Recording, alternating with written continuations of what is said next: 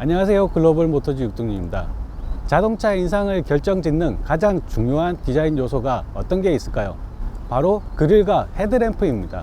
디자인을 선택할 때 가장 먼저 보는 곳이기도 합니다. 사람의 인상과 마찬가지로 눈매와 표정을 나타내는 형상입니다. 오늘 할 이야기는 자동차의 인상을 결정짓는 그릴에 대한 이야기입니다. 자동차 제조사들 중에서 타임리스 디자인이라고 하는 유행을 타지 않는 디자인을 강조하는 브랜드들이 있습니다. 이들의 특징은 한 가지 아이코닉한 이미지를 갖고 있다는 건데요. 특히 그릴이 가장 중요한 부분입니다. 헤드램프는 자주 바뀌면서 변화를 추구하고 그릴은 정체성을 유지하는 역할을 하는 셈입니다. BMW의 키드니 그릴이나 지프의 세븐슬롯 그릴이 예로 들 수 있을 것 같습니다.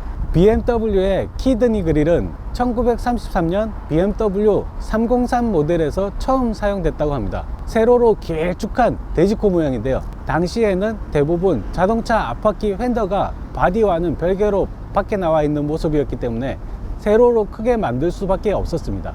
엔진룸은 객실적으로 넓어지는 삼각형 구조였고요.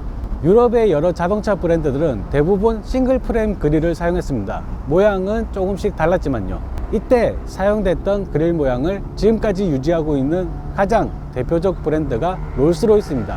바로 판테온 그릴인데요. 판테온 신전을 형상화한 모습이죠. 지금도 팬텀 모델을 보면 이 그릴 디자인을 채택하고 있는 걸 확인할 수 있습니다. BMW는 이런 싱글 프레임 그릴과 차별화하기 위해 두 개의 그릴을 사용했습니다. 그리고 트레이드 마크가 됐죠. 디자인을 조금씩 변경하더라도 두 개의 그릴은 곧 BMW라는 것을 상징화했습니다. 이 키드니 그릴은 시간이 지나면서 옆으로 퍼졌다가 작아졌다 커졌다를 반복했습니다. 유행은 돌고 도는 거라고 최근에는 다시 세로형으로 길게 커지고 있는 추세입니다. 왠지 어색하다고 싫어하시는 분들도 많은데요.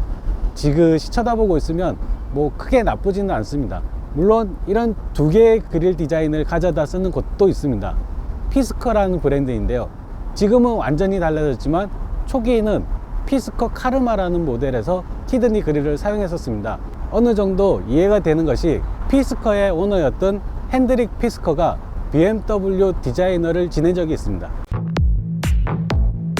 또 하나 그릴에 대한 재밌는 이야기가 있는 곳이 있는데요. 바로 지프입니다. 지프 브랜드 기원은 윌리스 MB에서 이어진 것을 알고 계실 겁니다. 지프 랭글러는 최초로 만들어진 지프차였고 원래는 윌리스 MB라고 불렀습니다. 윌리스 MB는 세계 2차 대전 때 공식적으로 미육군 트럭으로 결정됐었는데요. 포드와 윌리스가 합작해 윌리스 MB를 만들어냈습니다. 이때 처음 지프의 아이코닉한 그릴이 탄생했는데요. 당시에는 7개의 슬롯이 아니라 9개의 슬롯을 적용했다고 합니다. 원래는 이 그릴 디자인을 포드에서 제안했었고 1945년 전쟁이 끝나고 윌리스가 민수용 지프차를 만들기로 결정했었습니다. 근데 이 그릴을 그대로 사용할 수가 없어서 이중 2개의 슬롯을 제거하고 7개 슬롯을 사용하게 됐죠. 이런 걸 보면 쌍용 자동차 토레스가 지프 그릴을 닮았다고 해도 뭐 크게 문제될 건 없는 것 같습니다. 참고로 토레스 그릴은 슬롯도 아니고 바 형태인데다가 7개도 아니고 6개입니다. 당시 처음으로 나왔던 민수용 지프가 바로 윌리스 CJ, 즉 시빌리언스 지프라고 하는 모델이었습니다. 시간이 지나면서 지프 브랜드가 탄생했고 랭글러가 아닌 체로키나 웨고니어 같은 모델에서는 다른 그릴을 사용하기도 했습니다. 그냥 평범한 그릴이었죠. 그도 그럴 것이 그릴이라는 게 실용적인 면도 생각해야 했거든요. 세븐 슬롯 그릴은 구멍이 크고 촘촘하게 철망 같은 게 아니기 때문에 엔진룸 내부로 이물질이 들어갈 수도 있어 실용적이지 못했습니다. 안쪽에 촘촘한 철망을 다시 이중으로 되어야 했었죠. 하지만 다 옛날 얘기고요. 요즘에는 그릴이 자동차의 디자인을 결정짓는 용도로 많이 쓰입니다. 자동차 그릴에 대한 이야기가 너무 많은 것 같습니다.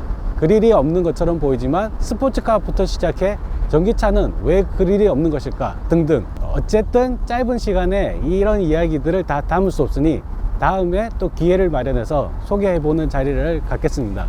그럼 지금까지 글로벌 모터즈 육동윤이었습니다. 고맙습니다.